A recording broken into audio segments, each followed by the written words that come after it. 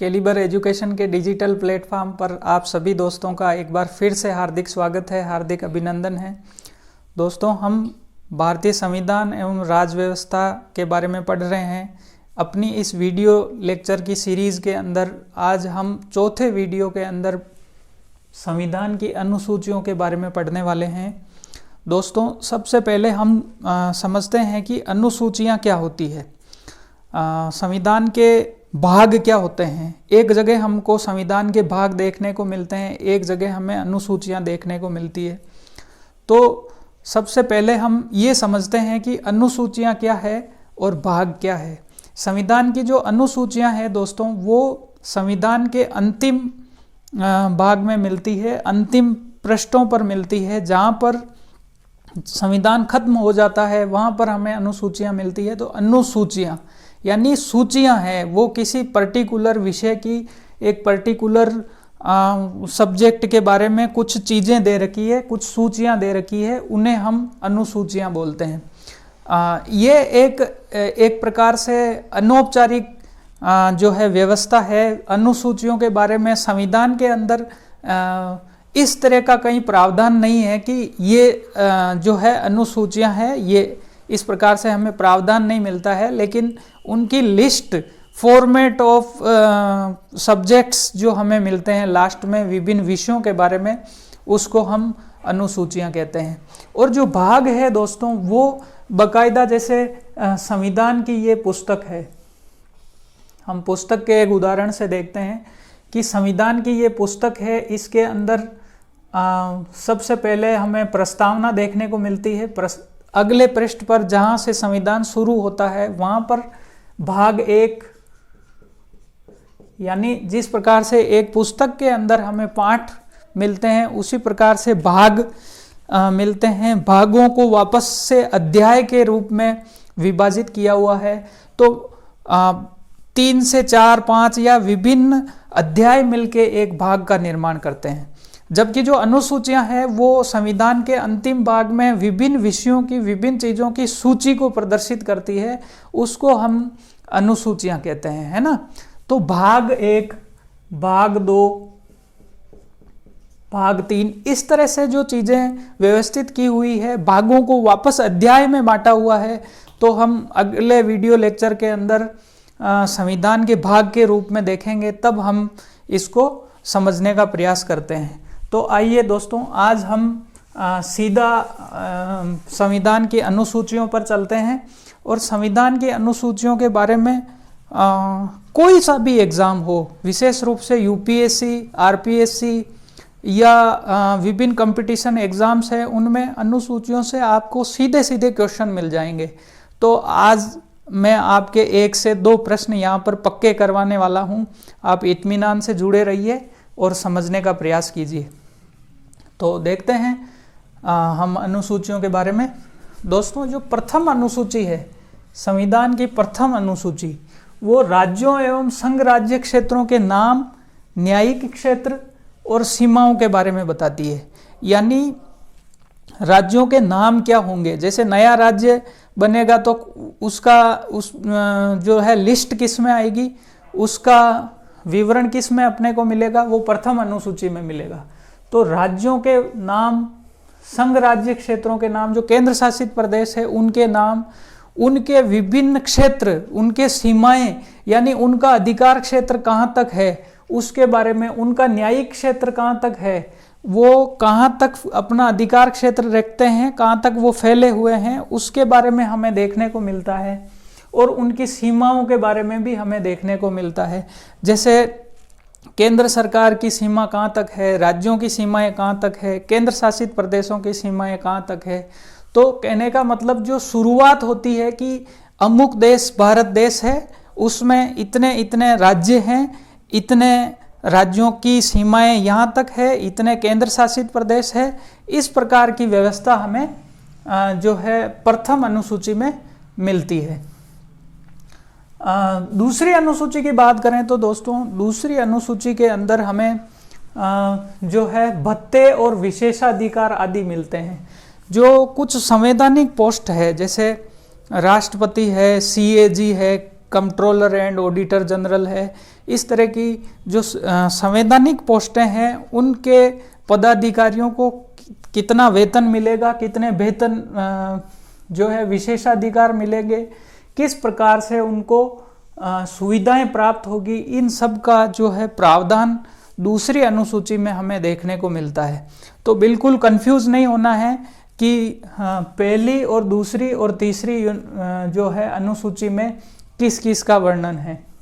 भत्ते और विशेषाधिकार जो मिलते हैं दोस्तों, उनका प्रावधान दूसरी अनुसूची में सारे पदाधिकारियों का नहीं होकर के कुछ संवैधानिक पद है, कुछ संवैधानिक पोस्ट है, उनके बारे में ही हमें देखने को मिलता है। ठीक है, तो तीसरी अनुसूची जो है दोस्तों, प्रथम अनुसूची, दूसरी और तीसरी अनुसूची में शपथ या प्रतिज्ञान, यानी जो संसद सदस्य हैं, जो मंत्रिपरिषद के सदस्य हैं, उनको किस प्रकार से शपथ वो लेंगे, किस प्रकार से उनकी शपथ का प्रारूप होगा, ये सारी व्यवस्था तीसरी अनुसूची में हमें देखने को मिलती है। तो दूसरी और तीसरी अनुसूची में हमें बिल्कुल भी कंफ्यूज नहीं होना है। ठीक है, कुछ संवैधानिक पोस्ट है, उनके भत्ते और विशेषाधिकार हमें दूसरी अनुसूची में मिलते हैं, और तीसरी अनुसूची के अंदर जो उम्मीदवार होते हैं, जो विभिन्न राज्य विधानमंडलों के संसद के सदस्य और मंत्रिपरिषद के सदस्य और जो होते हैं, उनका जो है जो शपथ और उनका प्रतिज्ञान होता है, उसका एक फॉर्मेट और किस प्रकार से वो शपथ लेंगे, उसके बारे में हमें तीसरी अनुसूची में वर्णन मिलता है। तो इसको हम एक सेट के रूप में देख लेते हैं। चौथी अनुसूची की बात करें तो दोस्तों, चौथी अनुसूची के अंतर्गत राज्यसभा में सीटों का आवंटन है ना, राज्यसभा के अंदर राज्यों को सीटों का किस प्रकार से आवंटन किया जाएगा, उसके बारे में हमें देखने को मिलता है। तो राज्यसभा के अंदर राज्यों का प्रतिनिधित्व, यानी कौन से राज्य को कितनी राज्यसभा में सीटें मिलेगी, कितना उनको प्रतिनिधित्व मिलेगा, इसके बारे में हमें चौथी जो है अनुसूची के रूप में देखने को मिलता है।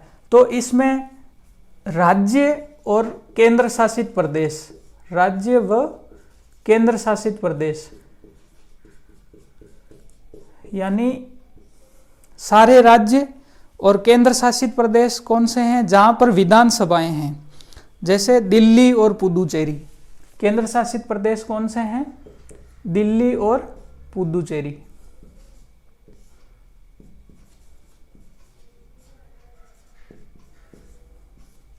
दिल्ली और पुदुचेरी जहां पर निर्वाचित विधानसभाएं हैं, वहां से भी राज्यसभा में सदस्य आते हैं और दिल्ली से भी आते हैं। तो दिल्ली और पुदुचेरी के बारे में हमें राज्यसभा में प्रतिनिधित्व के बारे में हमें देखने को मिलता है। ठीक है दोस्तों, हम अब पांचवी अनुसूची के बारे में बात करते हैं। दोस्तों, जो पांचवी और छठवीं अनुसूची है वो जनजातियों के बारे में प्रावधान करती है। तो कई बार एग्जाम में इस तरह से भी पूछा जा सकता है कि निम्न में से कौन कौन सी अनुसूचियां हैं वो जनजातियों के प्रावधान के लिए जो है निश्चित है। तो पांचवी और छठवीं अनुसूची है, ये दोनों जनजातियों के प्रावधान के बारे में बात करती है। तो पांचवी और छठवीं अनुसूची के अंदर अंतर क्या है वो हम देखते हैं। पांचवी अनुसूची में अनुसूचित और जनजातीय क्षेत्रों का प्रशासन व नियंत्रण, जो अनुसूचित और जनजातीय क्षेत्र सारे हैं उनके बारे में, उनके प्रशासन के बारे में, उनके जो है नियंत्रण के बारे में, क्योंकि जो जनजातीय क्षेत्र है, जो अनुसूचित क्षेत्र है, उनकी विशेष परिस्थितियां होती है, उनकी कला संस्कृति, उनका कल्चर, उनका पहनावा और उनकी इकोनॉमी वो सारी बाकी देश से थोड़ी सी भिन्न होती है। तो उनके लिए कुछ विशेष प्रावधान करने की ज़रूरत होती है। तो उनके लिए विशेष प्रावधान है वो राष्ट्रपति के माध्यम से किए जाते हैं। उसको संविधान में पांचवी अनुसूची के अंदर शामिल किया गया है। तो यानी उनकी कला संस्कृति, रक्षा और उनके लिए विशेष रूप से किस प्रकार से प्रावधान लागू होंगे उसकी व्यवस्था करने के लिए पांचवी अनुसूची में चीज़ें रखी गई है। तो छठवीं अनुसूची की बात करते हैं। तो छठी अनुसूची के अंदर असम, मेघालय, त्रिपुरा और Mizoram, A for Assam, M for Meghalaya, T for Tripura, M for Mizoram, यानी AMTM। इसको याद रखने का, ज़्यादा ट्रिकों के चक्कर में नहीं पड़ना है हमें, लेकिन हम इसको मैप के माध्यम से भी समझ सकते हैं कि ये जो है उत्तर पूर्व के राज्यों का मैप है। इसके अंदर असम, ठीक है, दूसरा मेघालय, त्रिपुरा और मिजोरम। इस प्रकार से एक बार चीज़ों को हम मैप से अगर माइंड में बिठा लेंगे, तो कॉन्सेप्ट को अगर हम समझ लेंगे, तो किसी प्रकार की गलती होने की संभावना बिल्कुल नहीं होगी। तो इसको ऐसे देखिए कि असम, मेघालय, यानी ये लगातार है। आप मैप से इसको कोरिलेट कीजिए, असम, मेघालय, त्रिपुरा और मिजोरम। इन चारों राज्यों के जो जनजातीय क्षेत्र है, उनके प्रशासन का जो है उल्लेख किस में मिलता है? 6वीं अनुसूची में। यानी जो AMTM है, जो असम, मेघालय, त्रिपुरा और मिजोरम है, इन चारों क्षेत्र के जनजातीय क्षेत्रों के लिए विशेष प्रावधान 6वीं अनुसूची में है। यानी 5वीं अनुसूची के अंदर अनुसूचित और जनजातीय सारे क्षेत्रों का प्रशासन और नियंत्रण का वर्णन है। इसमें से आप अनुसूचित को हटा दीजिए, तो इन चारों राज्यों के जो जनजातीय क्षेत्र है, उनके लिए हमें 6वीं अनुसूची के अंदर प्रावधान देखने को मिलता है। इन क्षेत्रों के प्रशासन के बारे में देखने को मिलता है। इस क्षेत्र के जो जनजातीय क्षेत्र है, उनके लिए विशेष जो प्रावधान है वो राष्ट्रपति के द्वारा जो है इन पर कंट्रोल और नियंत्रण होता है, उसके बारे में हमें देखने को मिलता है। आइए दोस्तों, अब हम 7वीं अनुसूची के बारे में देखते हैं। 7वीं अनुसूची में दोस्तों शक्तियों का पृथक्करण, यानी 3 सूचियां बनाई गई है, संघ सूची, राज्य सूची और समवर्ती सूची। तीनों सूचियों के अंदर शक्तियों का पृथक्करण केंद्र और राज्य के बीच में किया गया है, तो उसका प्रावधान हमें 7वीं अनुसूची में मिलता है। संघ सूची के अंदर दोस्तों जब संविधान का निर्माण हुआ, तब मूल रूप से 97 सब्जेक्ट्स थे, 97 विषय थे, और अभी कितने हैं? 98 विषय। यानी संघ सूची में एक विषय की बढ़ोतरी हुई है, यानी संघ ने अपने आप को सशक्त करने का प्रयास किया है। राज्य सूची की बात करें तो राज्य सूची में मूल रूप से 66 विषय थे, 66 थे, और अभी 59 विषय हैं, है ना। 59 वर्तमान में है और मूल रूप से 66 विषय थे। इस तरह का क्वेश्चन दोस्तों मैच करने के लिए आ सकता है कि संघ सूची, राज्य सूची और समवर्ती सूची, और ये एक साइड में आपको हो सकता है कि विषय दे दिए जाए कि इनको मैच करो, तो ये हमें मूल रूप से पता होना चाहिए। समवर्ती सूची के अंदर मूल रूप से दोस्तों 47 विषय थे, 47, और वर्तमान में 52 सब्जेक्ट्स है, विषय है, 52 विषय है। तो समवर्ती सूची में विषय बड़े हैं, ठीक है, और संघ सूची में भी विषय एक बड़ा है, लेकिन राज्य सूची में विषय कम हुए हैं, 66 से 59 ही रह गए हैं। यानी एक तरह से राज्यों के विषय कम हुए हैं, संघ और समवर्ती सूची में विषय बढ़े हैं। तो 7वीं अनुसूची में शक्तियों का पृथक्करण हमने देखा। 8वीं अनुसूची की बात करें दोस्तों, तो संविधान के अंदर जो मान्यता प्राप्त भाषाएं हैं, उनके बारे में 8वीं अनुसूची बात करती है। राजस्थान के अंदर भी राजस्थानी भाषा को 8वीं अनुसूची में शामिल करने के लिए राजस्थान के लोग प्रयासरत हैं, तो उम्मीद है बहुत जल्दी हमें जो है सफलता मिल जाएगी।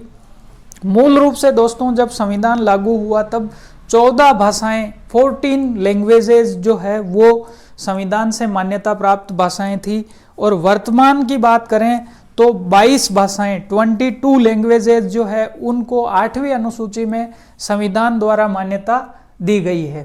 तो 8वीं अनुसूची में संविधान द्वारा मान्यता प्राप्त भाषाएं मूल रूप से कितनी थी? 14, वर्तमान में कितनी है? 22, ठीक है।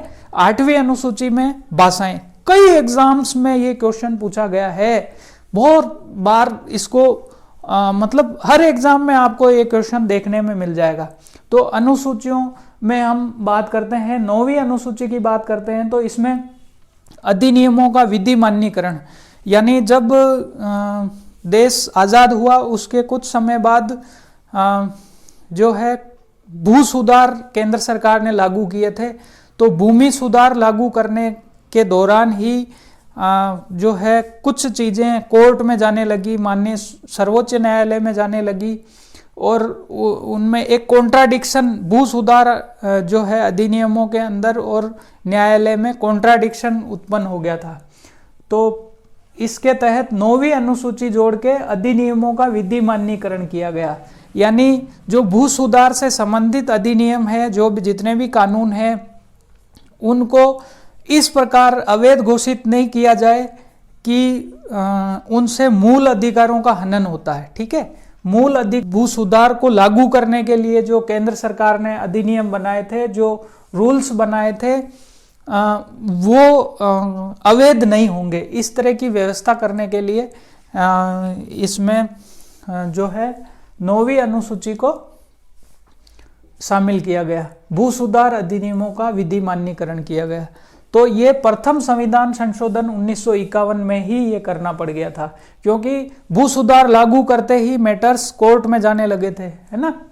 तो इसके अंदर वर्तमान में क्या हुआ कि इसके अंदर सरकार ने एक रास्ता निकाल के बहुत सारे विषयों को इसके अंदर डालना शुरू कर दिया। ठीक है, बहुत सारे विषयों को इसमें डालना शुरू कर दिया, तो इसके अंदर वापस कॉन्ट्राडिक्शंस उत्पन्न हो गए थे।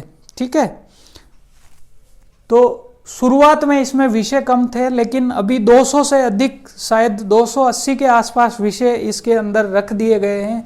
तो सर्वोच्च न्यायालय ने अपने एक निर्णय में ये प्रावधान किया कि जो 9वीं अनुसूची है, जिसमें विधि मान्यीकरण अधिनियमों का विधि मान्यीकरण किया गया है, यानी उसको कोर्ट में चुनौती नहीं दी जा सकती है, इसको भी सर्वोच्च न्यायालय ने अपने एक निर्णय में ये स्पष्ट कर दिया गया है कि 9वीं अनुसूची के विषयों का भी न्यायिक पुनर्विलोकन किया जा सकता है, यानी उनको भी कोर्ट में चुनौती दी जा सकती है।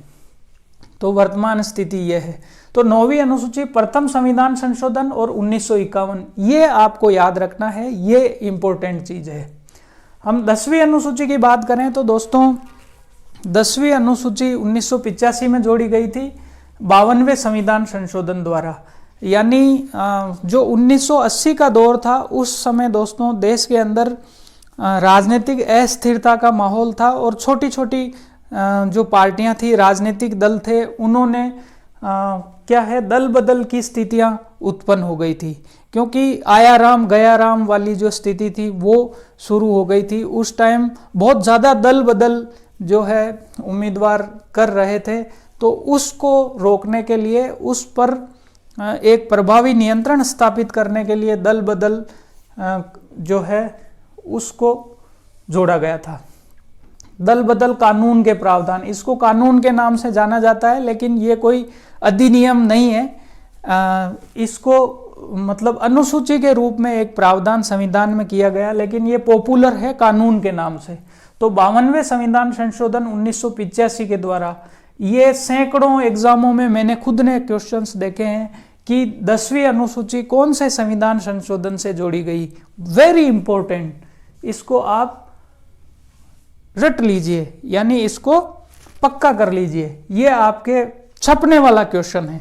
ठीक है, 11वीं अनुसूची की हम बात करें तो 11वीं अनुसूची में पंचायती राज व्यवस्था के बारे में प्रावधान किया गया है ना, पंचायती राज व्यवस्था। इसमें 73वां संविधान संशोधन 1992-93, यानी संसद के अंदर 1992 में इसको पेश किया गया था और ये लागू कब हुआ, 93 में। इसलिए आपको कुछ पुस्तकों में 92 मिल सकता है, कुछ में 93 मिल सकता है। तो पंचायती राज व्यवस्था 11वीं अनुसूची के तहत 73वां संविधान संशोधन 1992-93 है ना, आपको 92 भी मिल सकता है, 93, क्योंकि 92 में इसको पेश किया गया था और 93 में इसको लागू किया गया था। 12वीं अनुसूची और अंतिम अनुसूची की हम बात करते हैं तो नगरीय स्थानीय स्वशासन, जो नगरीय शासन है, जो नगर पालिकाएं, नगर निगम, नगर परिषद वगैरह हैं, उनके बारे में प्रावधान 12वीं अनुसूची में किया गया है। और ये भी 74वें संविधान संशोधन के माध्यम से 1992-93 में किया गया था। तो इस तरह से हमने अनुसूचियों को देखा है। तो दोस्तों, वीडियो देखने के लिए आपका बहुत बहुत धन्यवाद, बहुत बहुत आभार। और आपको पसंद आता है तो चैनल को लाइक कीजिए, शेयर कीजिए और अपने दोस्तों के साथ ज़्यादा से ज़्यादा इसको शेयर कीजिए। आपका बहुत बहुत धन्यवाद, बहुत बहुत आभार।